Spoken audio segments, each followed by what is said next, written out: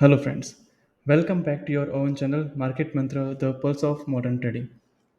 आज है 16 अप्रैल 2024 ट्यूसडे का दिन और आज ही फिन निफ्टी और बैंक निफ्टी का एक्सपायरी का दिन। हम बात कर लेते हैं कैसा रहा हमारा फिन निफ्टी 9 अप्रैल से 16 अप्रैल का क्लोजिंग और बैंक निफ्टी 10 अप्रैल से 16 अप्रैल का क्लोजिंग। अगर हम बात करें फिन निफ्टी की वीकली की, तो क्लोजिंग टू क्लोजिंग बेसिस पे फिन निफ्टी ने ऑलमोस्ट 583 पॉइंट्स का मूवमेंट दिया है। वहीं पे नेक्स्ट डे ओपन से लेकर क्लोजिंग बेसिस पे अगर हम बात करें तो 649 पॉइंट्स का मूवमेंट आया है। हालांकि ये मूवमेंट ऑन एन एवरेज थोड़ा ज़्यादा है। अगर हम इसको पॉइंट वाइज अगर देखें तो 20% के फिगर्स में ये आता है। बैंक निफ्टी की अगर हम बात करें तो वीकली क्लोजिंग टू क्लोजिंग लगभग लगभग 1500 पॉइंट की एक मूवमेंट आई है। वहीं नेक्स्ट डे ओपन से क्लोजिंग की बात करें तो लगभग 1100 से 1200 पॉइंट्स की मूवमेंट आई है। स्टिल ये पॉइंट्स भी थोड़ी ज़्यादा ही है और इसके पीछे रीज़न है कि लास्ट के जो 2 दिन है उसमें ज़्यादा मूवमेंट आई है। एक इम्पॉर्टेंट चीज़ ये भी है जो जनरली थोड़ा सा कन्फ्यूज़न रहता है लोगों को कि बैंक निफ्टी और फिन निफ्टी में डिफरेंस क्या है। तो बैंक निफ्टी एक इंडाइसेस है जहाँ पर 12 स्टॉक्स हैं जो डेडिकेटेड बैंकिंग सेक्टर्स को ही रिप्रेजेंट करते हैं। वहीं पे फिन निफ्टी एक इंडाइसेस है जहाँ पे 20 स्टॉक्स हैं जो financial services including banks, insurance या अदर फाइनेंशियल इंस्टीट्यूट्स को भी रिप्रेजेंट करते हैं। अगर हम बात कर लें ओवरऑल मार्केट की, तो बैंक निफ्टी अपने 52 वीक हाई से ऑलमोस्ट अभी क्लोजिंग तक लगभग 3.5% डाउन है। ऑलमोस्ट देखा जाए तो 1500 से 1600 पॉइंट के आसपास, और उसने क्लोजिंग दी है 47,784 के आसपास। तो बैंक निफ्टी के आउट ऑफ 12 स्टॉक्स सिर्फ एक स्टॉक ही आज बुलिश था, वो था एच। बाकी सारे के सारे स्टॉक्स 11 के 11 स्टॉक्स आज नेगेटिव थे।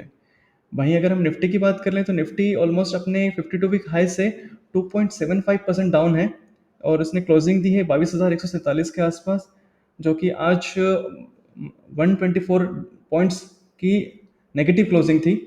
और अगर हम बात कर लें ओवरऑल निफ्टी की, तो आउट ऑफ 50 जहां पर 15 स्टॉक्स बुलिश थे वहीं पर 34 स्टॉक्स आज नेगेटिव थे।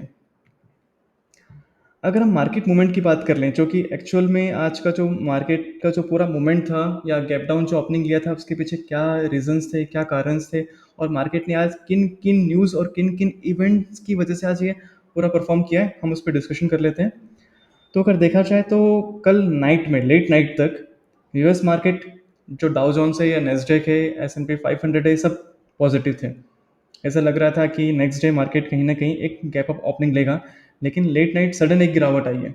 तो क्या रीज़न था? क्या रीज़न इसराइल और ईरान का वॉर था?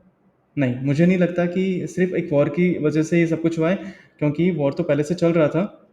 और ना ही ईरान ने कोई इसराइल पे कोई नया अटैक किया, ना ही इसराइल ने उसका कोई काउंटर अटैक किया है, ऐसा कुछ भी नहीं था। और ना ही कोई बड़े स्टेटमेंट्स एक्सचेंज हुए हैं दोनों कंट्रीज़ के बीच में।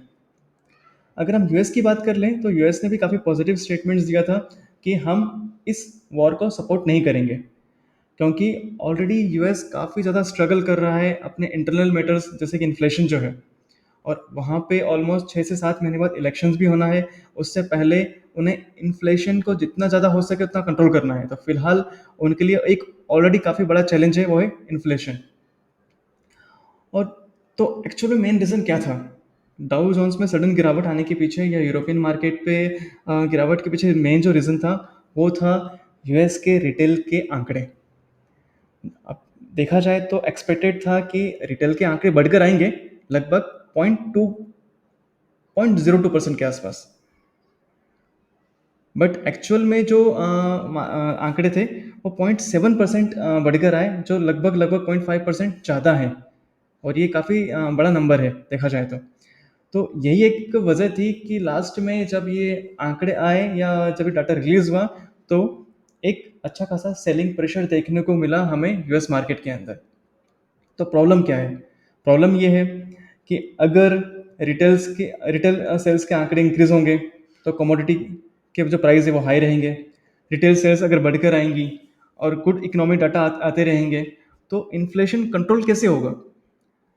अभी अगर देखा जाए तो इन्फ्लेशन द इन्वर्सली प्रोपोर्शनल है इंटरेस्ट रेट के। और अगर हम बात करें जून में जो मीटिंग्स होना है, तो जून में रेट कट्स तो भूल जाओ, मतलब ऑलमोस्ट ऑलमोस्ट ना के बराबर चांसेस हैं। तो ऐसे ट्रेडर हमें करना क्या चाहिए अभी के टाइम पर? फिलहाल देखा जाए तो हमें जितनी ज़्यादा हो सके लो पोजीशंस रखनी चाहिए, कि जितनी ज़्यादा हो सके आप पोजीशंस कम रखिए। और क्योंकि मार्केट का कोई भरोसा नहीं है, मार्केट गैप अप भी ले सकता है, गैप डाउन भी ले सकता है, तो क्योंकि फिलहाल कुछ फिक्स नहीं है, तो इसलिए मेरा सजेशन है कि अभी जितनी ज़्यादा हो सके लो पोजीशंस रखिए। सेकंड है फास्टिंग। जिस तरह से हम फास्ट करते हैं उसी तरह से अभी आप फिलहाल ट्रेडिंग से फास्ट ले लीजिए। और सबसे इम्पोर्टेंट चीज़ ये कि कल मार्केट में छुट्टी है, रामनवमी की खुशी में। और उसके नेक्स्ट डे जब हम मार्केट ओपन होगा, तो निफ्टी का एक्सपायरी भी रहेगा, plus news base market open होगा। मे बी पॉजिटिव भी हो सकता है, मे बी गैप डाउन भी ले सकता है, 50-50 चांसेस हैं। सो हमें इस चीज़ से फिलहाल अवॉइड करना चाहिए। अगर हम बात कर लें कमोडिटी की, तो ये एक हमारा एनालिसिस है कि कमोडिटी प्रोड्यूसर जो कंपनीज हैं, जो कमोडिटी को प्रोड्यूस करती हैं, उनमें आप एंट्री कर सकते हैं, और जो कंज्यूमर्स हैं उनमें आप एग्जिट करिए, क्योंकि कमोडिटी के प्राइस अभी कंटिन्यू अगर देखा जाए तो बुलिश है।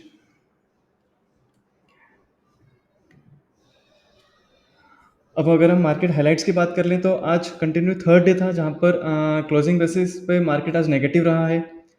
Specially IT sectors, real estate sectors ज़्यादा नेगेटिव थे आज के दिन।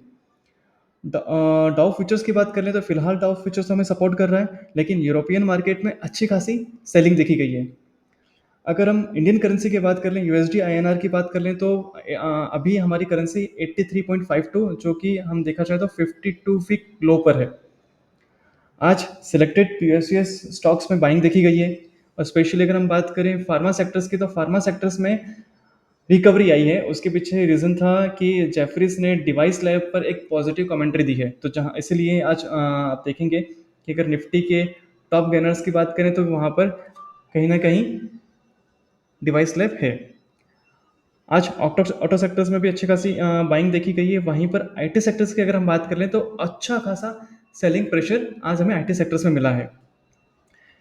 देखना होगा कि टीसीएस की कमेंट्री कैसी आती है। हालांकि इन्फोसिस के रिजल्ट्स आने बाकी हैं, लेकिन रिजल्ट से पहले इन्फोसिस में भी अच्छी खासी सेलिंग प्रेशर देखने को मिल रहा है। आज एनबीएफसी भी कहीं अछूता नहीं था, एनबीएफसी में भी हमें अच्छा खासा सेलिंग प्रेशर देखने को मिला। एक न्यूज़ ये भी है कि आदित्य बिरला जो ग्रुप है वो ज्वेलरीज बिजनेस में एंट्री करने वाला है। इसके लिए उन्होंने 5,000 करोड़ रुपए इन्वेस्ट भी किए हैं। जियो फाइनेंस से रिलेटेड भी एक न्यूज़ है कि जियो फाइनेंस और ब्लैक रॉक के बीच में एक जॉइंट वेंचर हुआ है 50-50% का, जिसमें वेल्थ मैनेजमेंट और ब्रोकरेज से रिलेटेड वो बिजनेस में उनका जो वेंचर है वो 50-50% रहेगा। और बीएसईस ने limit price protection rule apply कर दिया है, सो देखना होगा आगे इसका क्या असर रहता है। अगर हम बात करें मिड कैप की, तो मिड कैप में निचले स्तर से अच्छी खासी बाइंग आई है सम स्पेसिफिक स्टॉक्स में, जिसमें हम बात करें ship building stocks, oil and gases, या बैटरी कंपनीज जैसे कि अमर राजा बैटरीज हुआ, एक्साइड हुआ, इनमें आज अच्छी खासी बाइंग देखी गई है।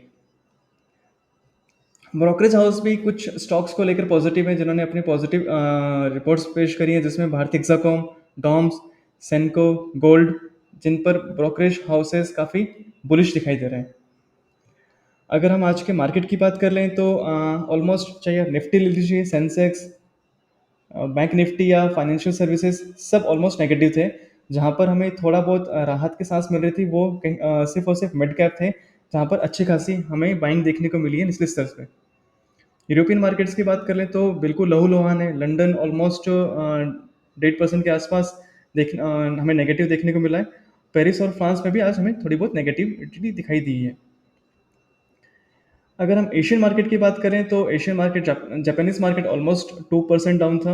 हांगकांग मोर देन 2% नेगेटिव था। तो एशियन मार्केट भी आज देखा जाए तो नेगेटिव था। थोड़ा बहुत अगर सपोर्ट कहीं अगर हो रहा था, तो वो इंडियन मार्केट ही सपोर्ट कर रहा था। एडवांसेस एंड डिक्लाइंस की अगर बात कर लें, तो ओवरऑल मार्केट में बुलिशनेस ही था कहीं ना कहीं, क्योंकि जैसे मैंने आपको बताया कि जो मिड कैप शेयर्स हैं वहाँ पर आज बाइंग देखी गई है। यही एक रीज़न था कि आज 1400 स्टॉक्स बुलिश थे, वहीं पर सेलिंग में अगर देखा जाए तो 796 आज नेगेटिव थे। अगर हम निफ्टी की टॉप गेनर्स की बात कर लें तो डिवाइस लैब, जहाँ पे जेफरीज की एक पॉजिटिव रिपोर्ट्स आई है, मोटर सेक्टर्स जहाँ पर आज बाइंग था, तो इसी की वजह से आज आयशर मोटर लगभग मोर देन 3%, डिवाइस लैब लगभग 1.5%, टाइटन लगभग 1.26% की आज जो मार्केट को निफ्टी को काफ़ी सपोर्ट कर रहे थे।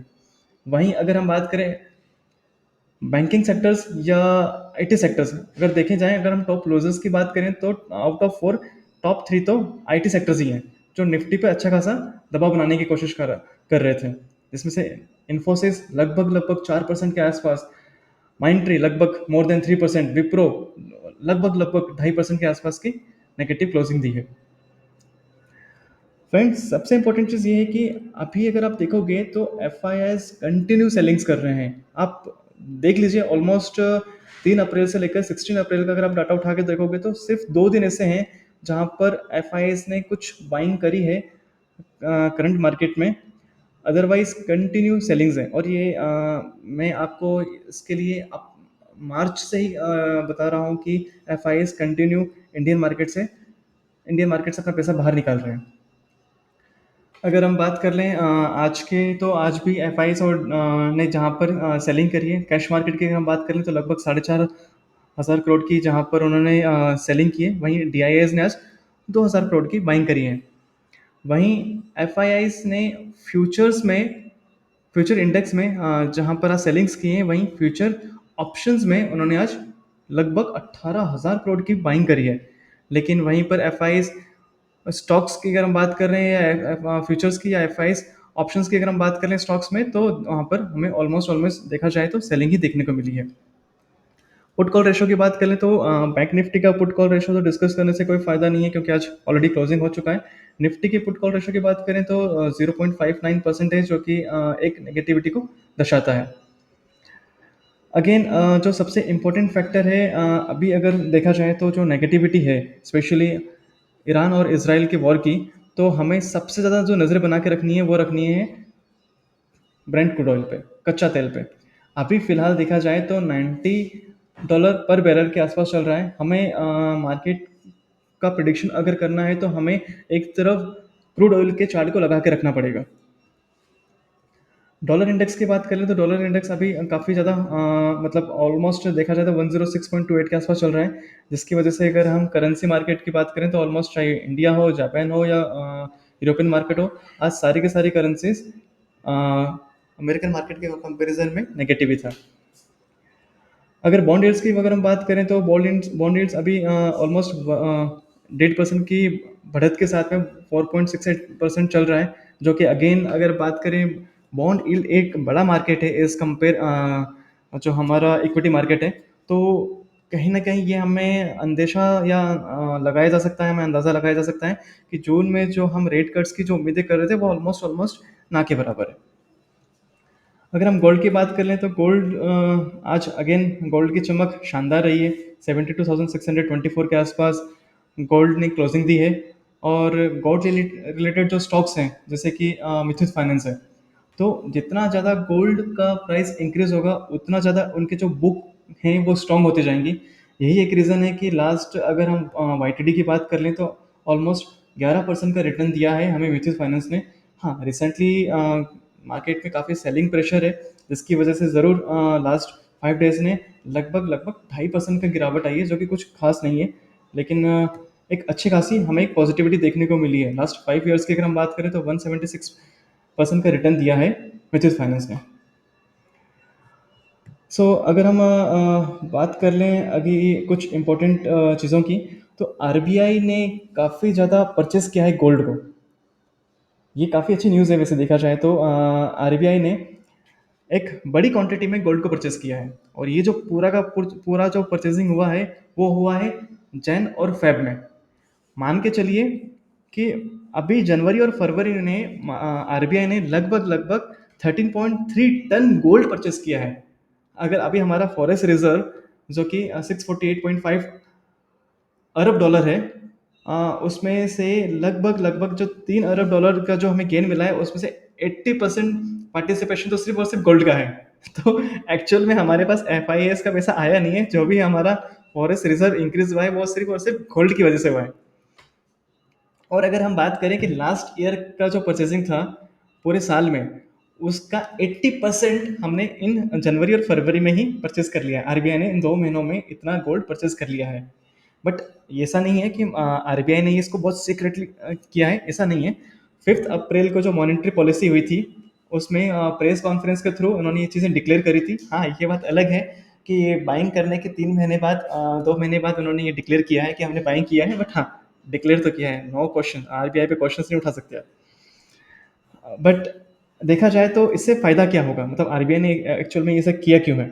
सबसे इम्पोर्टेंट रीज़न तो है कि आरबीआई चाहता है कि जो इनकी डिपेंडेंसी है डॉलर पर, वो कहीं न कहीं कम हो जाए। जितनी कम होगी उतना अच्छा है। इसीलिए उन्होंने देखा जाए तो आरबीआई कंटिन्यू गोल्ड को परचेज़ कर रहा है।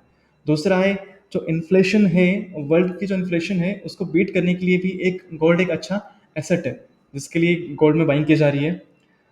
और तीसरा जो मोर इम्पोर्टेंट रीज़न है वो है हमारी करेंसी मार्केट में जो हमारा जो इंडियन करेंसी है उसमें जो फ्लक्चुएशन होता है, उसको कंट्रोल करने के लिए कहीं न कहीं गोल्ड एक सबसे इम्पोर्टेंट एसेट है। और कहीं न कहीं आरबीआई भी चाहती है कि वो अपना जो रिस्क है वो डाइवर्सिफ़ाई करें। इसकी वजह से भी एक मेन रीज़न है कि गोल्ड में उन्होंने एक अच्छी खासी बाइंग करी है। और ये भी देखा जाए कि अगर जैसे-जैसे गोल्ड के प्राइस बढ़ेंगे, वैसे-वैसे हमारा फॉरेक्स रिज़र्व भी बढ़ेगा। अभी देखा जाए तो ऑलमोस्ट हमारा जो फॉरेक्स रिज़र्व बढ़ा है, उसका 80% पार्टिसिपेशन तो गोल्ड के प्राइस का ही रहा है। अ, हम आगे कंटिन्यू करते हैं। अभी अगर हम बात करें, 2017 में हमारा जो गोल्ड रिज़र्व था आरबीआई के पास, वो 217 टन के आसपास था, जो कि 2024 में बढ़कर 901 टन हो गया। मतलब लास्ट 7 ईयर में हमने 284 टन गोल्ड रिज़र्व इंक्रीज़ किया है। अगर हम बात करें भारत में, हर साल 900 से 1000 टन गोल्ड इंपोर्ट होता है। और एक रिपोर्ट ये भी कहती है कि लगभग 25,000 टन जो गोल्ड है वो हमारे रिटेलर्स इंडियंस के पास है, भारतीय उनके पास है। तो गोल्ड में हम एक छोटा सा रिपोर्ट भी निकाल के लेकर आएंगे। 2000 में गोल्ड का जो 10 ग्राम्स का जो प्राइस था वो 4400 था, जो 2010 में बढ़कर लगभग 20,700 हो गया, और 2010 में बढ़कर 20,700 हुआ, जो 2020 में 50,000 के आसपास चला गया था, और 2023 में 63,000, और 2024 में इसने 52 वीक हाई टच किया है, ऑल टाइम हाई टच किया है, 71,414। वैसे देखा जाए तो ये अच्छा है कि आरबीआई करेंसी रिस्क को कंट्रोल करने के लिए कहीं न कहीं गोल्ड में इन्वेस्ट कर रहा है। और ये भी एक अच्छी चीज़ है कि हमारे पास गोल्ड ऐसा बैकअप है, जिससे इन केस अगर कोई प्रॉब्लम्स आती हैं तो हम कहीं न कहीं गोल्ड से उसे कम करने की कोशिश कर सकते हैं। अभी जो सबसे हॉट टॉपिक है वो है ईरान इज़राइल वॉर की अपडेट। तो हम छोटा-सा अपडेट लेकर आए हैं। तो सबसे बड़ा क्वेश्चन ये है कि ईरान के इस अटैक के बाद में क्या इज़राइल ईरान पर अटैक करेगा? तो ईरान अटैक, तो वैसे देखा जाए तो ईरान ने जो अटैक किया है इज़राइल पर, उससे इज़राइल को कुछ खास नुकसान नहीं हुआ है, क्योंकि मैक्सिमम जो इनके मिसाइल्स या ड्रोन थे, उनको इंटरसेप्ट कर दिया गया था। हालांकि थोड़ा बहुत नुकसान ज़रूर हुआ है एयर बेसिस को इज़राइल के, बट बहुत बहुत कम। लेकिन अगर हम देखें वॉर का जो इम्पैक्ट है, वो चाहे वो यूएस मार्केट हो, यूरोपियन मार्केट हो, चाहे इंडियन मार्केट हो, सब पे देखने को ज़रूर मिला है। तो अभी हमारा जो मेन फोकस होना चाहिए वो किस पे होना चाहिए, वो है commodity prices, especially oil prices. Oil prices ही हमें एक इंडिकेशन देगा कि एक्चुअल में वॉर का क्या डायरेक्शन है। स्पेशली ऑयल के प्राइसेस को हमें रेगुलर बेसिस पे ट्रैक करना पड़ेगा।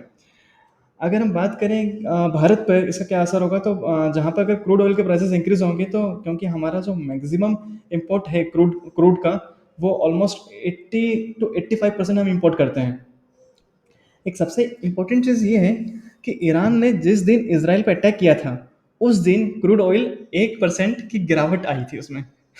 तो इसके पीछे रीज़न ये था कि ऑलरेडी जो क्रूड ऑयल था वो $75 पर बैरल से लगभग लगभग $90 के आसपास पहुंच गया था, जब ईरान ने ये स्टेटमेंट दिया था कि हम इसराइल पर अटैक करेंगे। उसी टाइम से क्रूड ऑयल बढ़ना शुरू हो चुका था। और जिस दिन अटैक हुआ उस दिन ऑलमोस्ट 1% की गिरावट इसी वजह से थी, क्योंकि वो ऑलरेडी काफ़ी हद तक बढ़ चुका था। जब रशिया का जब वॉर हो रहा था यूक्रेन के साथ में, तब क्रूड ऑयल ने 125 से $130 पर बैरल का हाई टच किया था। उसके बाद ऑलमोस्ट जब वो पीक पे था वॉर, उसके बाद में हम देखेंगे कि ऑलमोस्ट वो अगेन $70 के आसपास आ गया था, बट स्टिल उसने 130 का हाई टच किया था। तो अगर हम देखे जाएँ कि हमारे बजट में भी नहीं है कि हम $90 पर बैरल का अगर हम क्रूड ऑयल परचेज़ करें, तो ये तो हमें कहीं से कहीं तक हमारे लिए प्रॉफ़िटेबल तो छोड़िए, हमें पोसाएगा भी नहीं। अगर हम बात करें कि जो बहुत सारे कमेंट्स आ रहे हैं कि हम तो रशिया से बहुत क्रूड ऑयल परचेज़ कर लें तो हमारे लिए तो सेफ़र साइड है, तो बट एक्चुअल में ऐसा नहीं है। अभी हमारा जो इम्पोर्ट है रशिया से काफ़ी हद तक कम हो गया है। इसके पीछे रीज़न है कि अभी जो सैंक्शंस लगे हैं कार्गो शिप्स पे यूएस की तरफ से, यूरोपियन कंट्रीज़ की तरफ से, जिसकी वजह से हमारा इम्पोर्ट अभी उतना नहीं रहा है जितना कि हम पहले परचेज़ किया करते थे रशिया यूक्रेन वॉर के टाइम पे। अभी देखना ये होगा कि क्या इज़राइल बदले की भावना देखता है या एक मैच्योरिटी शो करता है? क्योंकि अगर कहीं न कहीं अगर वो बदले की भावना से अगर अटैक करता है तो एक ये मिडल ईस्ट में वॉर का खतरा बना रहेगा। लेकिन एक चीज़ ये भी है कि जब तक यूएस पार्टिसिपेट नहीं करता है, तब तक हम सिक्योर हैं कि एक बड़ा वॉर स्पेशली मिडल ईस्ट में होने की संभावना नहीं है, क्योंकि सिर्फ़ ये single country to country basis war हो जाएगा। हम इसके लिए एक सेपरेट वीडियो लेकर आएँगे आपके लिए कि अगर हम इज़राइल और ईरान के बात करें कि कौन ज़्यादा स्ट्रॉन्ग कंट्री है और किसका पास इस वॉर का एडवांटेज रहेगा, उसके लिए हम एक सेपरेट वीडियो लेकर आएँगे। तो अगर हम बात करें कि क्या इज़राइल कोई एक्शन नहीं लेगा? तो टू बी वेरी फ्रैंक, पता नहीं कि इज़राइल एक्शन लेगा या नहीं लेगा। लेकिन हाँ, इज़राइल ने ये ज़रूर स्टेटमेंट दिया है कि हम ईरान को माफ़ तो नहीं करने वाले। और अगर देखा जाए तो इज़राइल का ट्रैक रिकॉर्ड ऐसा रहा है कि उस पे कोई भी फ़ेथ के साथ में कमेंट करना बहुत डिफ़िकल्ट है। लेकिन एक इम्पॉर्टेंट चीज़ ये है कि यूएस ने ये स्टेटमेंट ज़रूर दिया है कि हम आपको सपोर्ट नहीं करेंगे, क्योंकि यूरोपियन कंट्रीज़ हों या यूएस ने हो, ऑलरेडी अच्छा खासा सपोर्ट किया है। ये देखा जाए तो ऑलमोस्ट 98% जो मिसाइल जो इंटरप्ट हुई हैं, जो रोका गया है, वो इज़राइल को यूएस और यूरोपियन मार्केट का ही सपोर्ट था, यूरोपियन कंट्रीज़ का ही सपोर्ट था। हम एक और स्टॉक लेकर आए हैं जो कि बैंक निफ्टी का पार्ट है, वो है बंधन बैंक। बंधन बैंक ने आज क्लोजिंग दी है 173.85, जो ऑलमोस्ट मोर देन 1.2% के आसपास की नेगेटिव क्लोजिंग के साथ में आई है। उसके पीछे रीज़न ऑलरेडी हम डिस्कशन कर चुके हैं, लेकिन फिर भी मैं एक बार बता देता हूँ कि बंधन बैंक के जो सीईओ थे चंद्रशेखर घोष, उन्होंने रिज़ाइन कर दिया था। और ये उन्होंने बताया है एक इंटरव्यू के दौरान, जो कि मनी कंट्रोल के साथ लिया जा रहा था, जिसकी वजह से जेफरीज ने भी बंधन बैंक का जो टारगेट है वो 170 के आसपास कर दिया है। स्टिल ऑलमोस्ट वो टारगेट के आसपास आने वाला है। तो देखना ये होगा कि क्या बंधन बैंक जुलाई से पहले अपना नया सीईओ अपॉइंट करता है या नहीं। अगर नहीं कर पाया तो कहीं ना कहीं हमें इसमें और सेलिंग प्रेशर देखने को मिलेगा। अगर हम लास्ट 1 मंथ की बात करें तो ऑलमोस्ट 5% नेगेटिव रहा है बंधन बैंक। लास्ट 6 मंथ्स में ऑलमोस्ट मोर देन 28%, 1 ईयर में more than 15%, and last 5 years का देखा जाए तो मोर देन 68%। हालांकि अगर हम बात करें जो लास्ट के जो ये 5 ईयर्स हैं, उसके पीछे एक अलग रीज़न था, जो एक गिरावट हुई है, बट एक्चुअल में अभी फ़िलहाल देखा जाए तो 1 ईयर का अगर हम पैटर्न्स देखें तो एक अच्छा खासा हमें यहाँ पे एक डाउन ट्रेंड देखने को मिल रहा है बंधन बैंक में। So thank you so much friend, कैसा लगा आपको हमारा कंटेंट? प्लीज़ हमें कमेंट करना ना भूलिएगा। Please like and subscribe our channel. ये आपके लिए ज़रूर फ्री है, बट इससे हमें बहुत मोटिवेशन मिलता है। Again thank you so much.